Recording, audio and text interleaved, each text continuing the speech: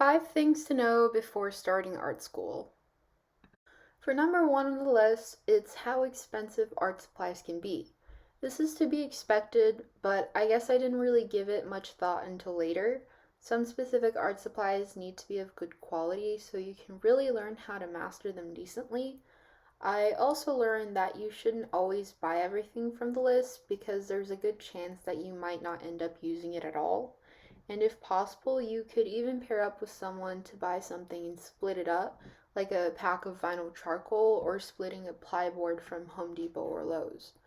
My college was nice enough to provide a discount for art students at the closest Dick art store, but sometimes it didn't even matter because at the start of the semester they tend to have a lot of sales already, and the coupons don't apply to things on sale. But it was nice of them regardless. I also sometimes had to end up resorting to the more expensive art brand because everyone had already bought the cheaper Dick art brand. So if you go to an art store earlier during the sale ends, it's always a good idea so you can choose a more affordable brand if you'd like.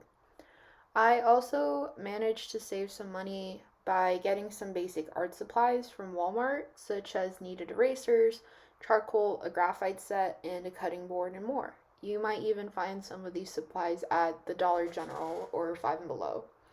And for my sculpture and creativity class, I heavily relied on the dollar store and recycled materials to create my sculpture projects. Cardboard was unexpectedly a a component of many of my sculptures. It's relatively cheap and easy to find. You can bend it into so many shapes and different things with hot glue and an X-Acto knife. Your professor may send you an email before the first class for what you guys will be using. For example, in drawing 2, I started with graphite right off the bat, but later it turned out I didn't even need to buy the wooden board, clamps, or artist tape to hold my paper because most of the time me and my classmates drew on top of tables and not on the drawing horses where you place your artboards. This might not be the case. This might not be the case for your art class, as every art institution is different. But it can be helpful to be aware of what you really have to buy or not, especially since college can be so expensive.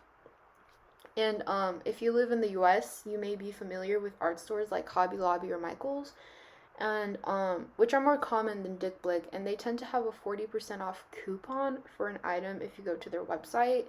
These stores will also have a clearance section you should definitely check out. And yeah. Number 2 is that art critiques are a thing.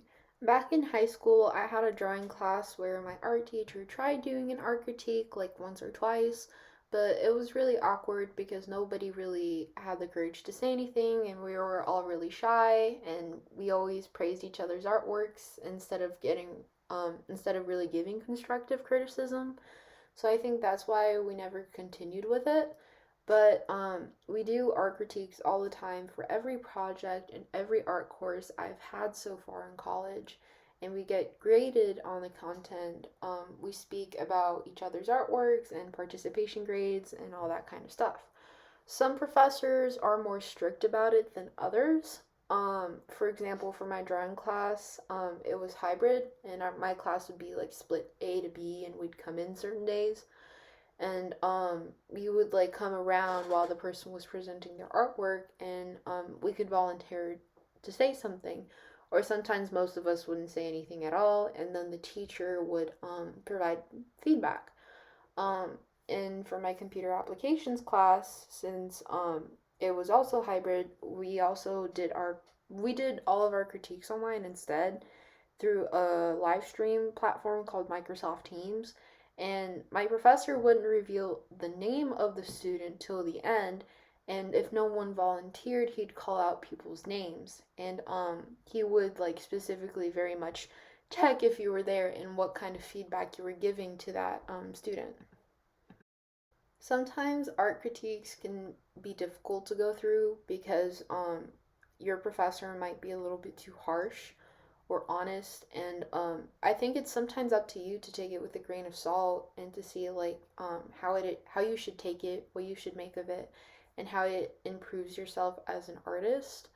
For example, I had a concept and creativity course where we were heavily graded on how creative our like fine arts work was.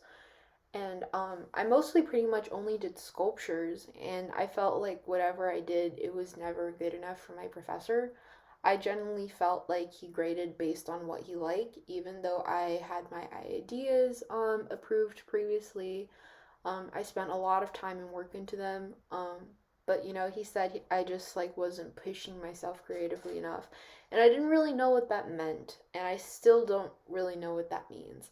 But like in every class, well, not every, but in some classes you might really struggle, and sometimes it can really hurt what they can say, but sometimes you also have to learn how to separate your art from yourself, because I often see artists equating the quality of their work to their self-esteem. And trust me, I've done a lot of the same too. Like I've compared my work to all of my like artist friends, and I feel like I could be better, but I'm just not.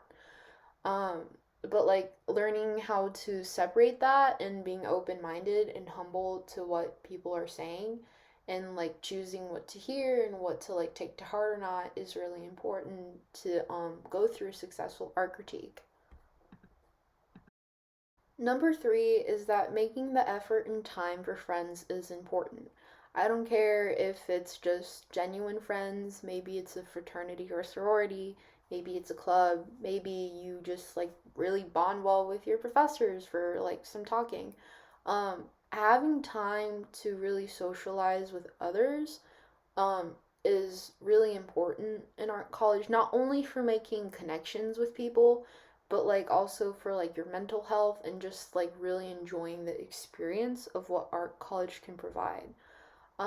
There might be it's you could even like meet people and like know their name and know their body of work. Or maybe you could like make a group chat and you guys share art accounts, and you follow each other and they follow you back, like you're networking.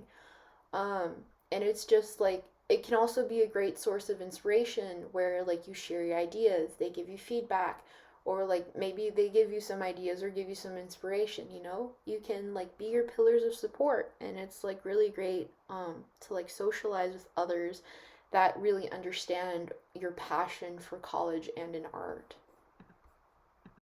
For number four, it's really similar to the third one, but I really wanted to emphasize this experience of why I really value art college. And number four is how people would really get me.